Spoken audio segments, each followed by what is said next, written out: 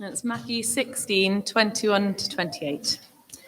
From that time on, Jesus began to explain to his disciples that he must go to Jerusalem and suffer many things at the hands of the elders, the chief priests, and the teachers of the law, and that he must be killed and on the third day be raised to life. Peter took him aside and began to rebuke him. "Never, Lord," he said, "this shall never happen to you." Jesus turned and said to Peter, "Get behind me, Satan. You are a stumbling block to me. You do not have in mind the concerns of God, but merely human concerns." Then Jesus said to his disciples, "Whoever wants to be my disciple must deny themselves and take up their cross and follow me. For whoever wants to save their life will lose it, but whoever loses their life for me will find it. What good will it be for someone to gain the whole world, yet forfeit their soul? Or what can anyone give in exchange for their soul? For the Son of Man is going to come in his Father's glory with his angels, and then he will reward each person according to what they have done. Truly I tell you, some who are standing here will not taste death before they see the Son of Man coming in his kingdom." Thanks, Nelly. Do have a seat. The most recent restrictions are going to be very challenging for millions of people, including some of us who have family and friends in high category areas. We know how important human friendship is, face to face, not via Zoom. And to have this denied is going to be very costly.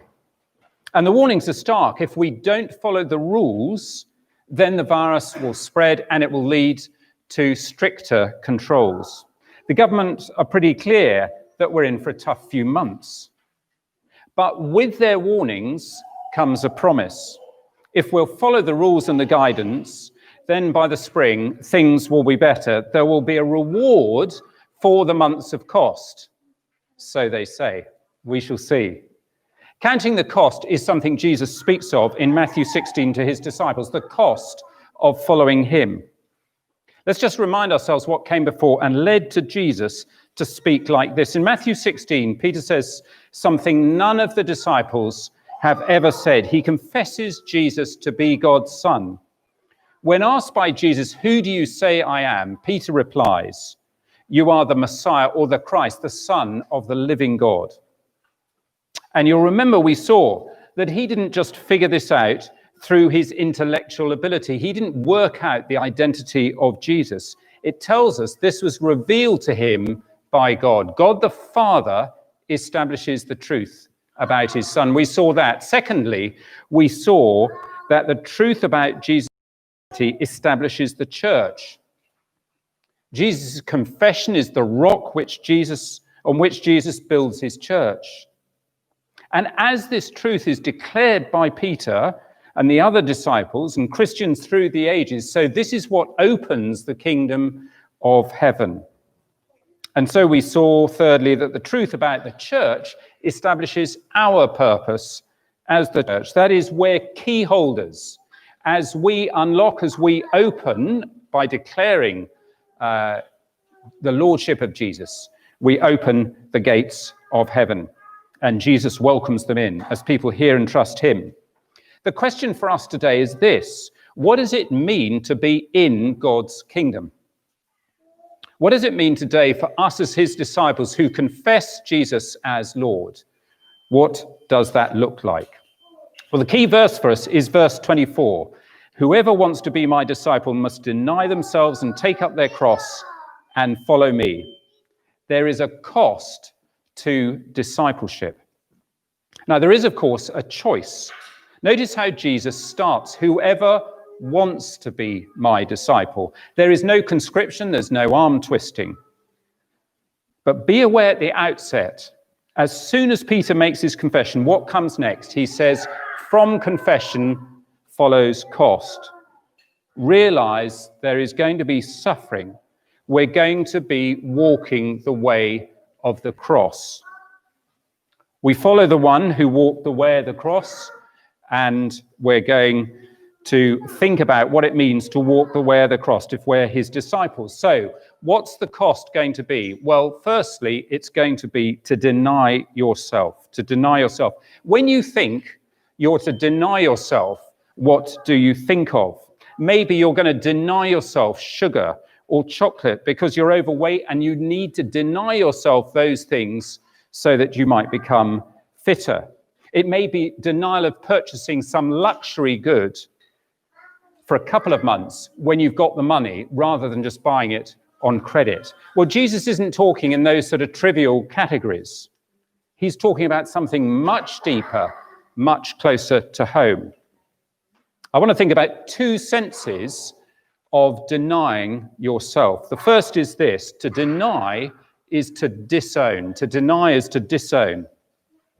To disown is that refusal to know someone, to deny you have any connection with them. Peter will do that at Jesus when his arrest. Peter ends up saying, I don't know the man. Maybe it was out of fear or shame or embarrassment. You know, if you're a parent, sometimes you might feel proud of your children. You might say you are proud of them, but not always. When they have a tantrum in the supermarket, when they take the biggest slice of cake at the party, and someone says to you, is that your child? You say, oh, no. Right. Whose child would that be? I can't imagine. I'm sure you never do that. In our inner self, though, sometimes there is something we want to disown. There's a me I don't like if it's exposed, and I want to disown it. I want to deny it because it's ugly. I'm ashamed of it. There's an inside that only you and I know, and God, of course, for he knows all the secrets of our hearts. There is no hiding from him.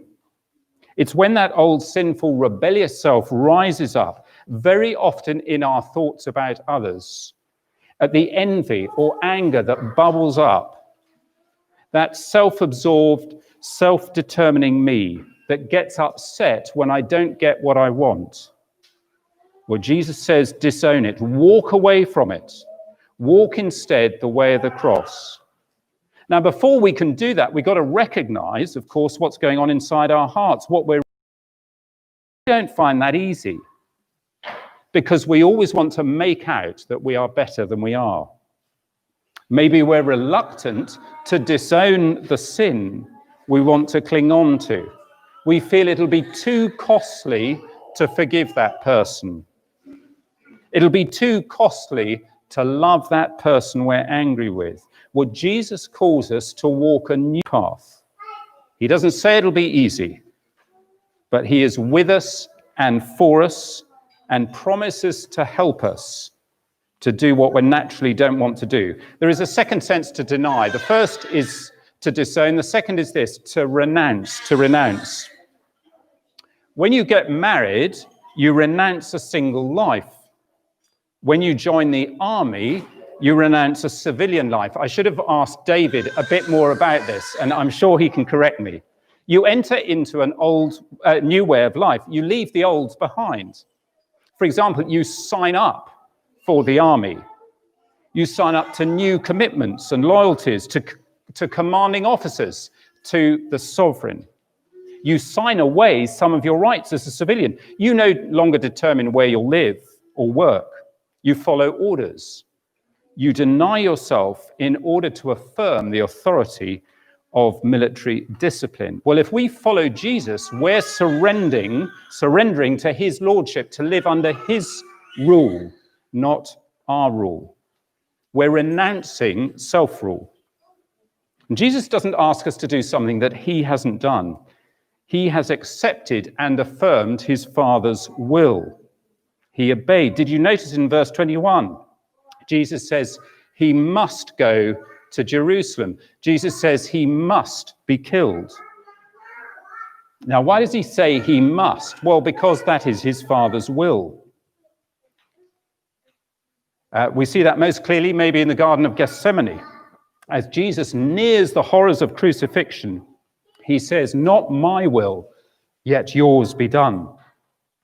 Jesus renounced his will, which would have been to abandon the way of the cross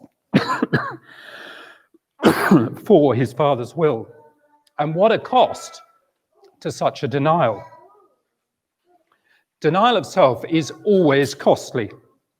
It's why so many in the Gospels turn away from Jesus. It's why so many today turn away from Jesus. Excuse me. The cost is too great. Think of the rich ruler who meets Jesus. He wants to follow, but he won't give up his riches. They have got a grip on his heart, and they come first.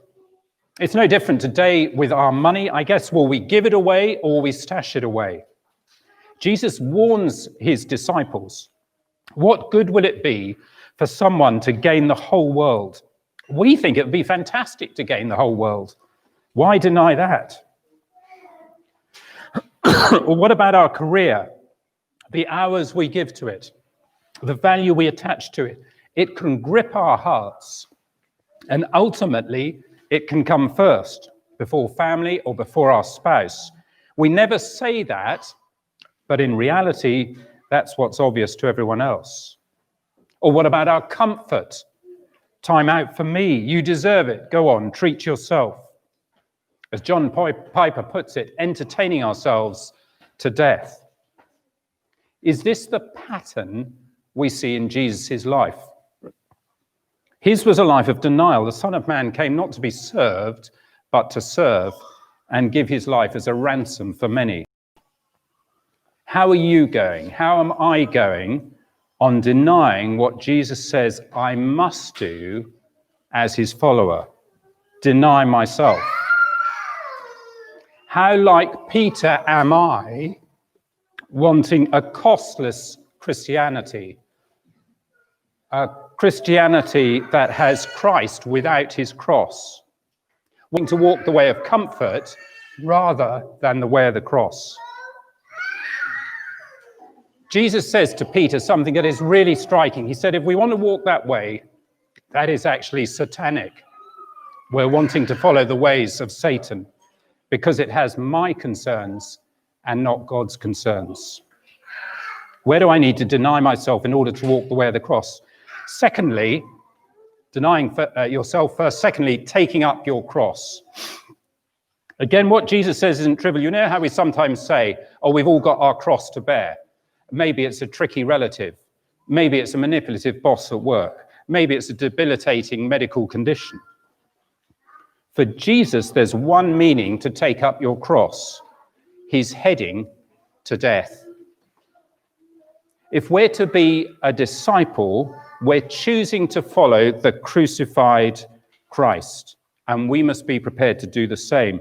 Dietrich Bonhoeffer, the German pastor, wrote in his book, The Cost of Discipleship, this: when Christ calls a man, he bids him come and die. Very striking, isn't it? When Christ calls a man, he bids him come and die. Dietrich Bonhoeffer did exactly that. He died at the hands of the Nazis right at the end of the Second World War for his faith in Jesus. Now, that is not presently likely to happen to you or I. How then can I preach on this? I haven't experienced suffering as a result of my confession of Jesus as Christ like that. But this does have something to say to us. You will know something of the cost of following Jesus in your workplace or your unbelieving family if you speak up for him. For example, if you speak up on sexual ethics or the sanctity of life and a biblical point of view, whether at the beginning of life with abortion or end of life issues around euthanasia, you'll know there's a cost because you'll suffer rejection and scorn and mockery. You're unlikely to be promoted because that's too extremist. You may even lose your job. Come die with me, says Jesus. Have we really taken this on board? Look at what Jesus says in verses 25 and 26. Whoever wants to save their life will lose it. Whoever loses their life for me will find it. What good will it be for someone to gain the whole world, yet forfeit their soul? Or what can anyone give in exchange for their soul? He's saying there are two kinds of death. There's a tragic death that ends everything. It robs us of everything. We end up losers. We think, though, that we'll end up winners. But there is another kind of death that we embrace now, a death to self. And it is a hopeful death because it's a death that leads to life. Here is the irony of what Jesus says. The way of sacrifice is actually the way of gain. Where do you and I need to die to self in order to walk the way of the cross? You'll never be a loser with Jesus. The way of the cross is the way to life.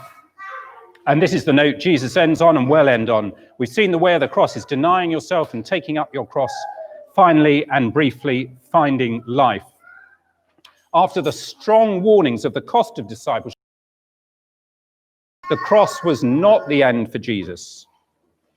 In verse 21, when Jesus explained what lies ahead, he says he must be killed and on the third day raised to life. Death defeated, sins forgiven, resurrection victory. Suffering now and glory to come is the pattern for Jesus, and that is the pattern for all who follow him, because it is the way of the cross. If we'll give our life to him, which as we've seen means dying to self, then we will not lose but gain life. As he says in verse 23, whoever loses his life for me will find it. So the promise is not pie in the sky when you die. You enter into life, life to the full now as we follow Jesus. Its fullness is yet to come. But now we have hope and forgiveness and peace with God. What a contrast to the COVID crisis we're in. Daily we're reminded of the rising death toll. We hear of growing unemployment, businesses collapsing, mental health issues for so many. And many are saying, what sort of life is this? Well, it's really no life, because life is found in Jesus, life that lasts for all eternity. This is the way of the cross. Whoever wants to be my disciple must deny themselves, take up their cross, and follow me. By way of response, we're going to listen to this glorious song by Isaac Watts, When I Survey the Wondrous Cross, as we think about the way of the cross that was for Jesus, what it cost and what it brought us as a result. Let's sit and ponder on these words as we turn our minds then to this physical demonstration in the drinking of wine and the eating of bread. Ben and Richard are going to play for us.